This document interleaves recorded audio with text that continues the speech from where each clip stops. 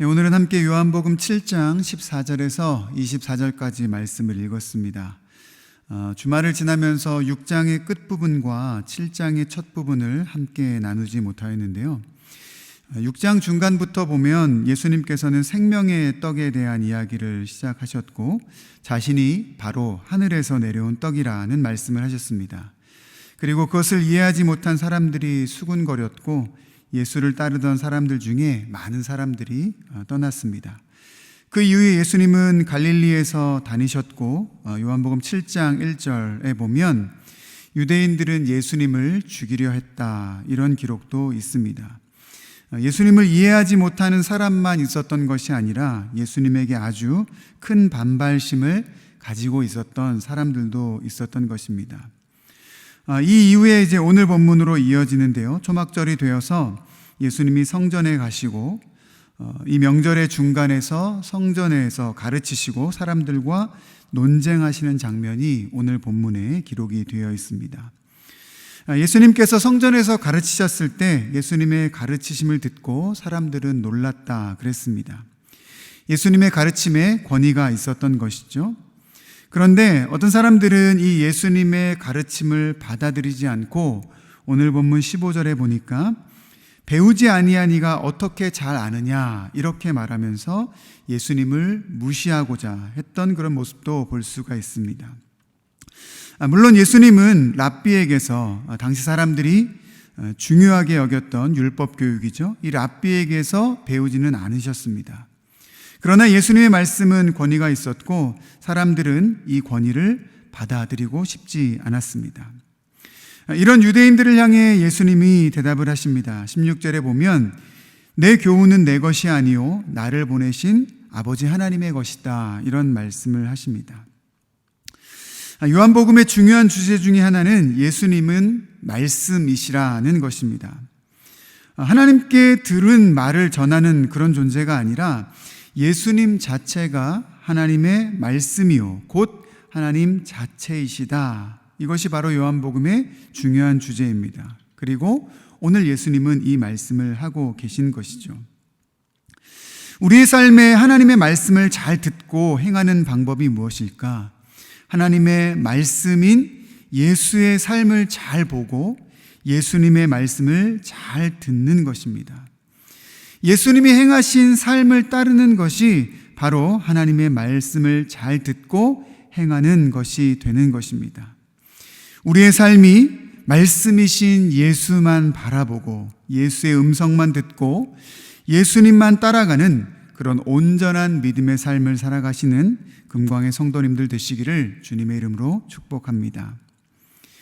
예수님의 가르침을 무시하려 하던 자들에게 예수님은 또 한 가지 말씀을 하셨습니다. 17절에 보면 이렇게 기록이 되어 있는데요. 사람이 뜻을 행하려면 이 교훈이 하나님께로부터 왔는지 내가 스스로 말함인지 알리라. 이 구절을 다른 성경 번역에 보니까 이렇게 번역이 되어 있습니다. 그분의 뜻을 행하는 사람은 누구나 이 가르침을 시험해보고 그것이 하나님에게서 왔는지 아니면 내가 지어낸 것인지 알 수 있다. 예수님의 말씀의 뜻은 이런 것입니다. 예수의 가르침을 먼저 행하기로 결단해서 그래서 행하여 보면 그것이 하나님의 뜻인지 그저 사람의 말인지를 확인할 수 있다는 것이죠. 순종이 먼저 이루어지면 하나님의 뜻이라는 것을 알게 되고 경험할 수 있게 된다라는 것입니다. 우리의 삶에도 우리는 말씀을 읽으면서도 의심하거나 주저하는 모습이 있을 수 있습니다. 내가 경험한 것은 이런 것인데 이 말씀대로 하는 것이 좋은 것인가 하면서 자신의 경험을 더 우선시하는 경우도 있습니다. 그러나 오늘 예수님의 말씀은 무엇입니까? 의심하고 주저하기보다, 그리고 내 경험을 앞세우기보다 말씀을 순종함으로 행하면 하나님의 뜻을 더욱더 분명하게 알 수 있게 된다는 것입니다. 내 뜻보다 크시고 온전하신 그리고 완전하신 하나님의 뜻을 알 수 있게 된다는 것입니다. 계산하고 많이 재는 것보다 말씀이기에 순종하는 그런 믿음이 우리에게 있기를 소원합니다. 그래서 순종을 통해 하나님의 뜻을 깨닫고 순종을 통해 하나님의 뜻의 위대하심과 온전하심을 깨닫고 경험하게 되는 성숙한 금광의 성도님들 되시기를 주님의 이름으로 축복합니다. 이후에 예수님은 자신을 죽이려고 하는 유대인들의 생각을 아시고 사람들에게 나를 왜 죽이려 하느냐 이렇게 물으십니다. 그리고 논쟁이 이어집니다. 이 이어지는 논쟁은 안식일에 관한 논쟁입니다.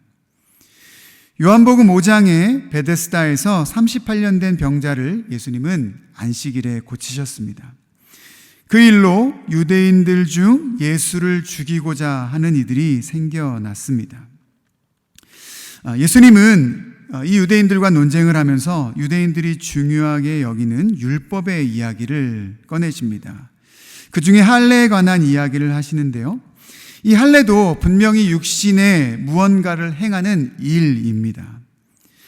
유대인들은 난지 아이를 낳으면 남자아이를 낳으면 8일째 되는 날 이 할례를 행했는데 이것이 일임에도 불구하고 이 8일째 되는 날이 안식일임에도 불구하고 그 할례를 행했습니다.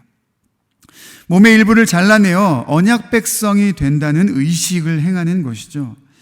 이 의식을 행하느냐가 본질이 아니라 사실은 하나님의 언약 백성이 되는 것, 하나님의 생명을 가진 백성이 되는 것, 이것에 초점을 맞췄기 때문일 것입니다.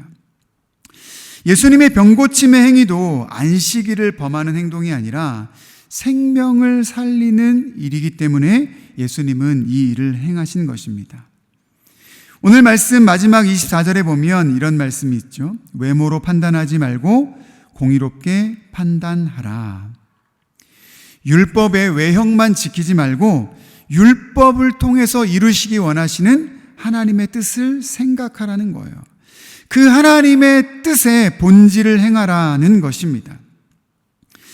우리의 신앙에 여러 가지 행동들이 있습니다. 교회에 오고 예배에 참석하고 샘터를 모이고 훈련을 받고 봉사를 하는 이런 수많은 신앙의 행동들이 있죠. 물론 우리가 신앙의 행동들을 하는 것 자체로도 귀합니다. 그러나 우리의 신앙의 행동에 있어서 외형만 행하지 말고 그 본질을 잊지 말고 그 의미가 담겨지도록 해야 한다라는 것입니다. 예수님이 율법에 대해서 이야기하시면서 가장 중요하게 여기신 것은 바로 생명입니다. 우리의 신앙에도 이 생명에 대한 마음이 있어야 한다는 것입니다. 우선은 나의 신앙의 행동이 나의 생명을 지키는 일이어야 하고 더불어서 나의 신앙의 행동이 다른 사람들의 영의 생명을 지키고 살리는 일이어야 한다는 것입니다. 우리의 신앙의 모든 행동에 생명을 지키고 생명을 살리는 의미가 담겨져야 한다는 것입니다. 예수님의 말씀을 잘 듣고 행하는 순종이 우리에게 있어야 합니다. 그리고 그 순종은 주님께서도 귀하게 여기신 생명, 그 생명을 살리고 생명을 지키는 일을 위해 순종해야 합니다. 주님께 순종하는 삶, 그리고 생명을 지키고 살리는 그러한 복된 삶을 살아가시는 우리 모든 금광의 성도님들 되시기를 주님의 이름으로 축복합니다. 이 시간 함께 나눴던 말씀을 기억하면서 기도의 자리로 나아가겠습니다.